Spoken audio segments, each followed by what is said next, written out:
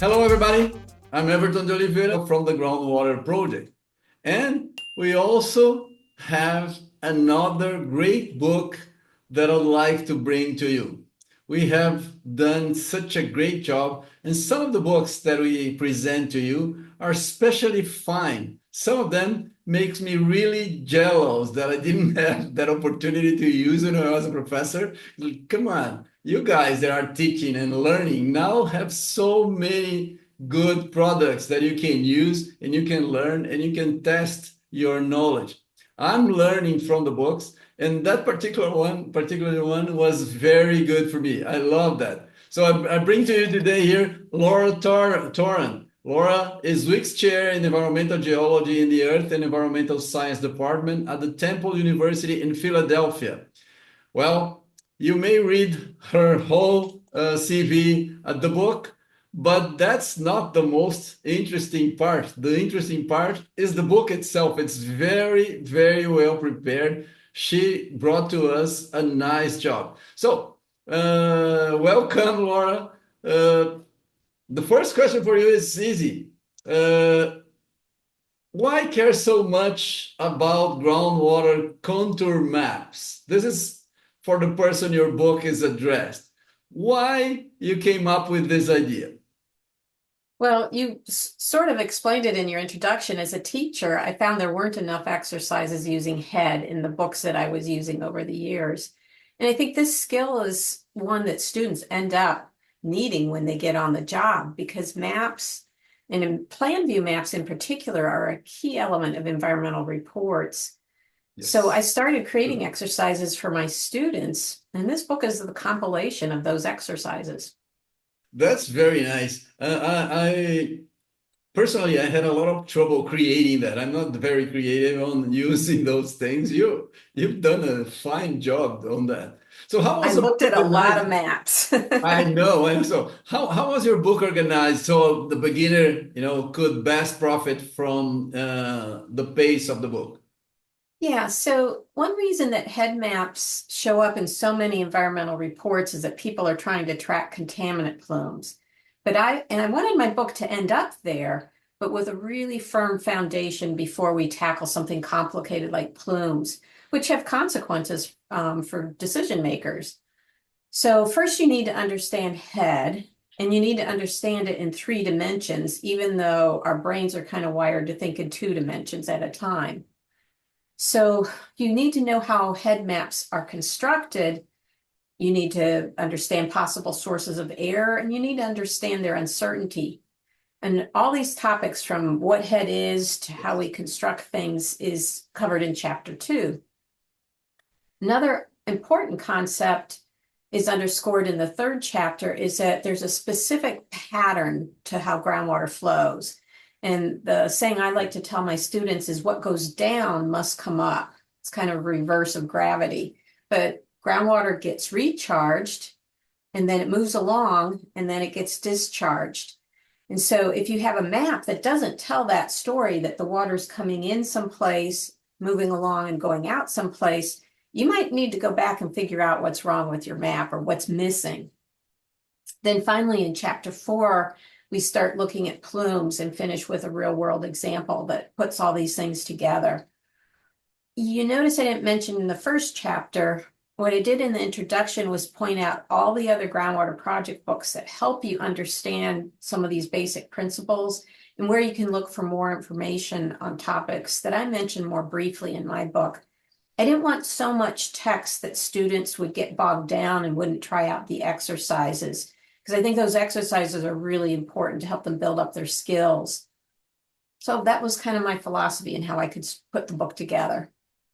No, I like that. And as you explain it, that's how I see the book because I read it and I love it. It is very good. The exercise, you're building information from one to the other and you learn as you go through. That's quite nice.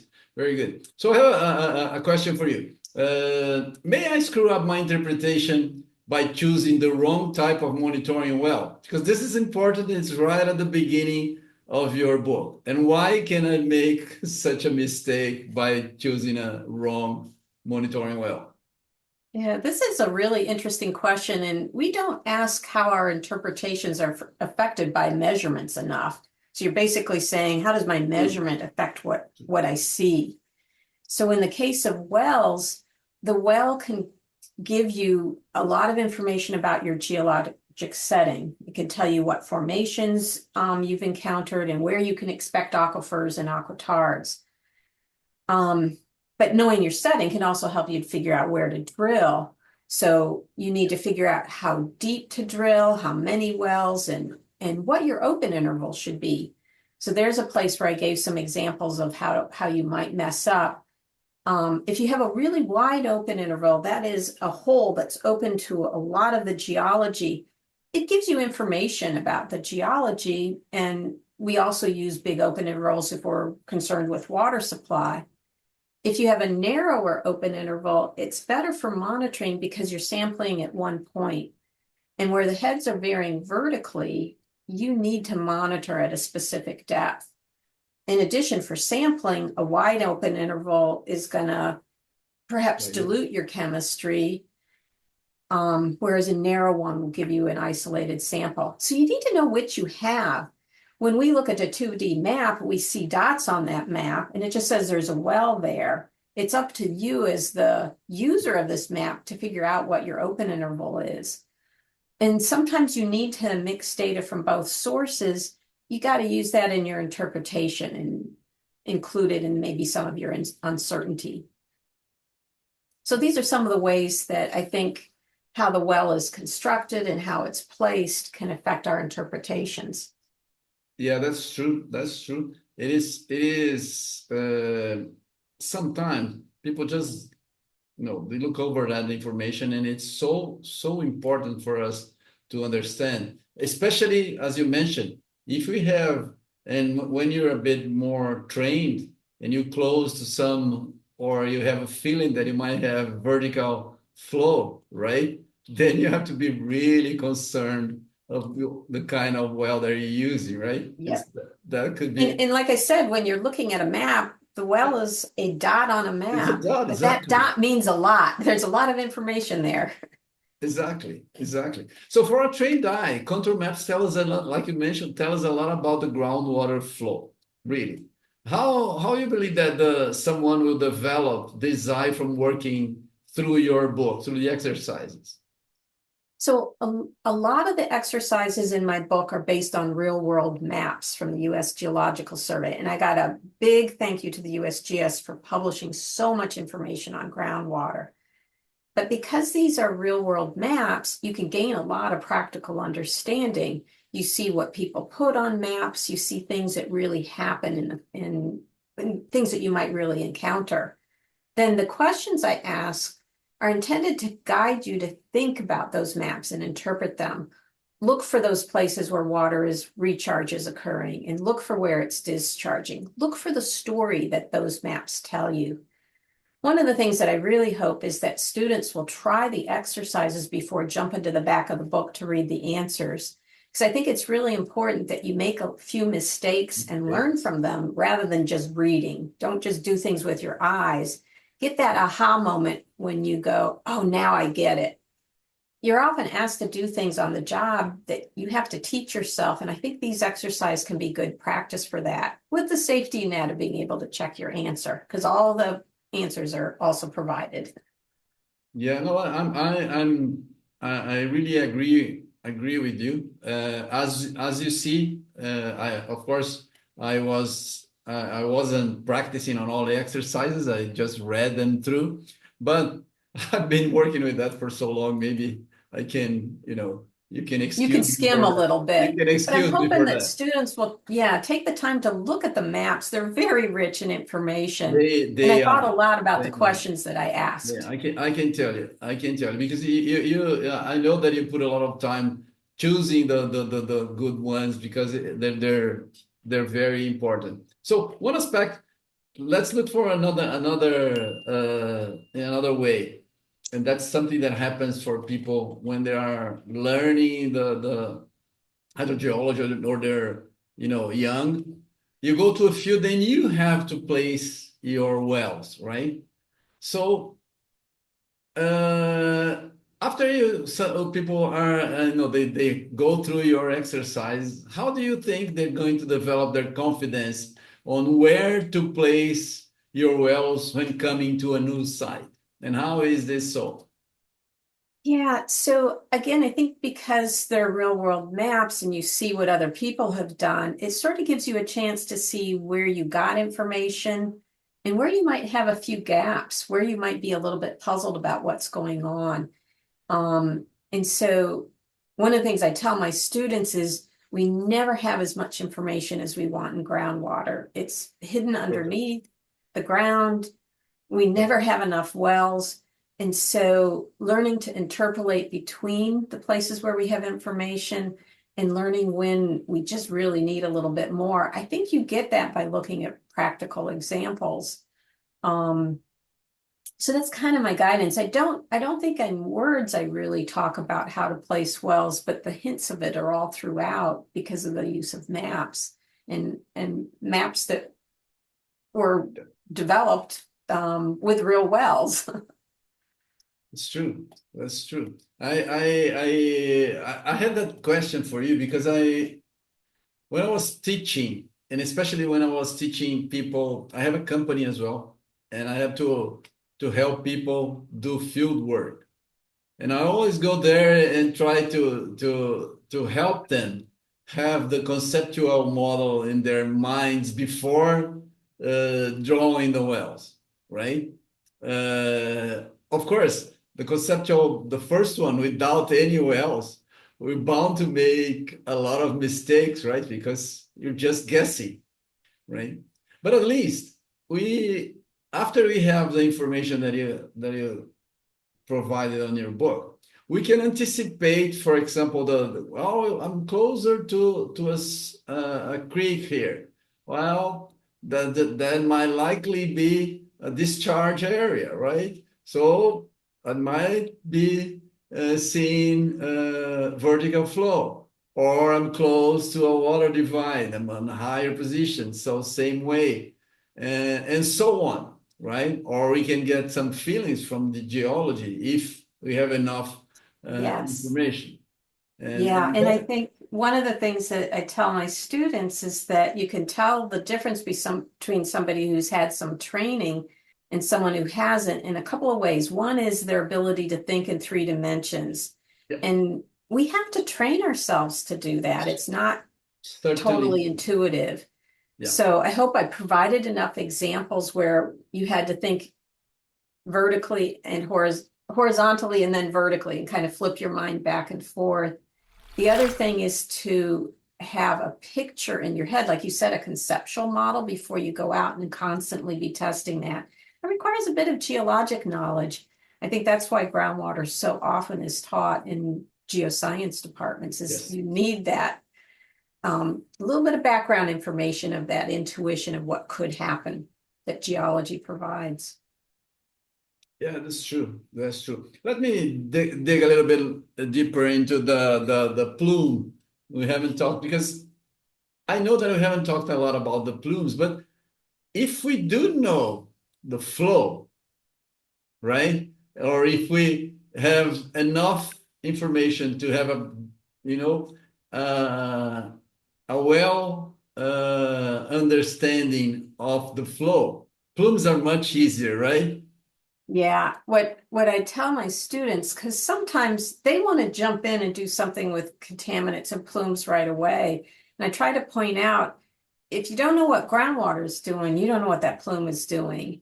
And there's Yep. so much that we need to learn about groundwater before we can understand plumes. But that part is fundamental. If you get that wrong, the rest of your understanding of the plume is going to be wrong. And that's how things end up getting contaminated because something happens that we didn't predict because we didn't understand groundwater flow.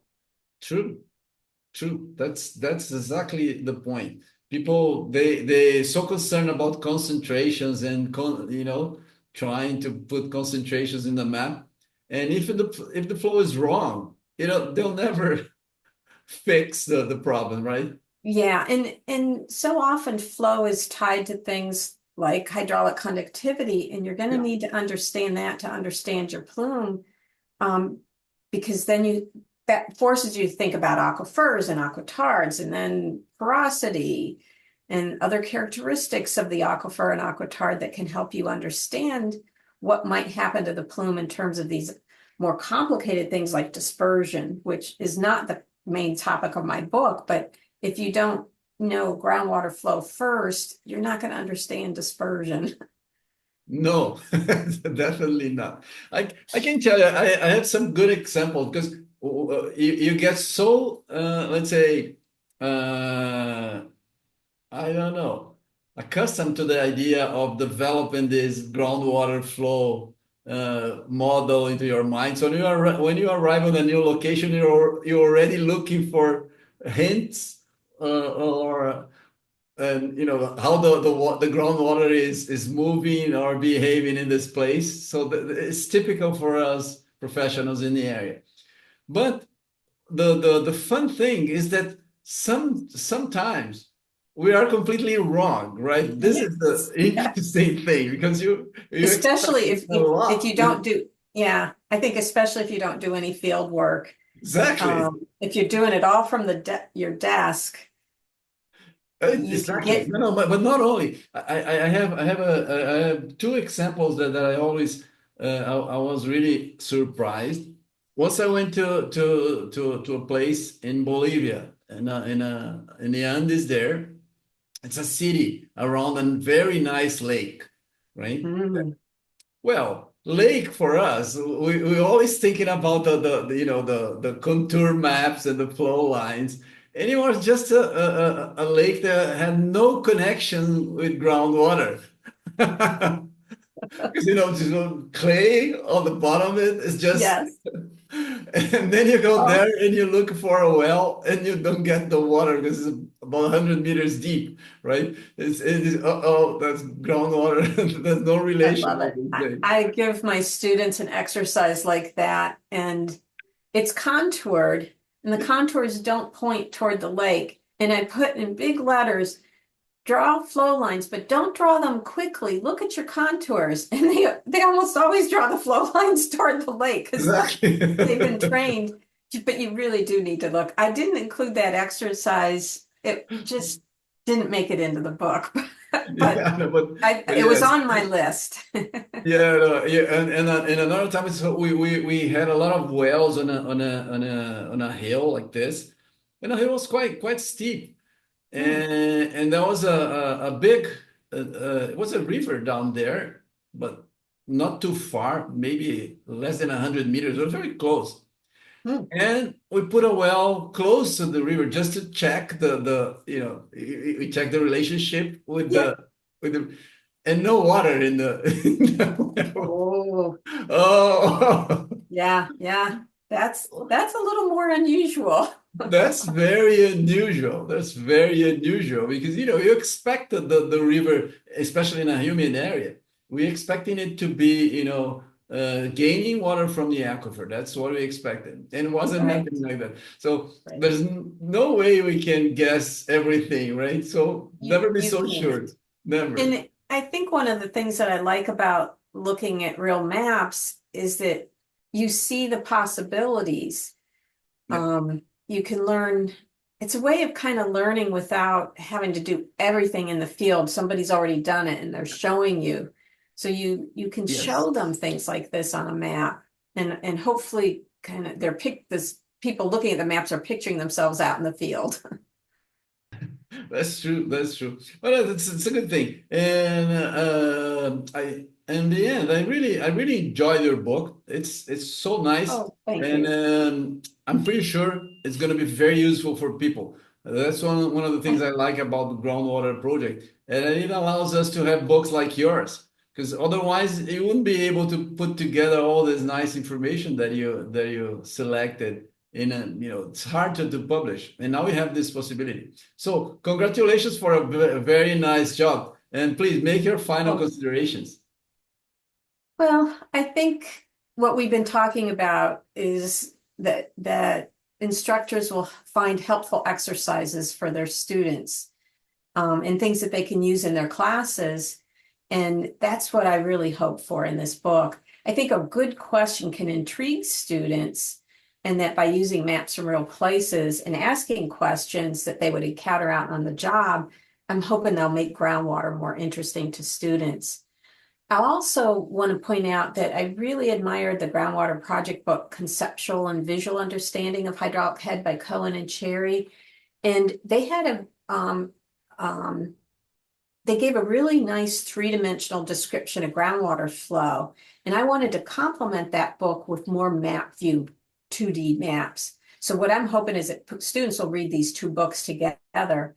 And then, as I mentioned, I provide a lot of other references to groundwater books for interested readers. So I think this is something where I think this book can be an entry to get people curious to read some of the other books. They certainly will. But above all, what I do expect from them working with your book is that they're going to be good on head maps, which is so important for hydrogeologists. So congratulations and thank you for such a nice job. Thank you. Thank you very much. Thank you.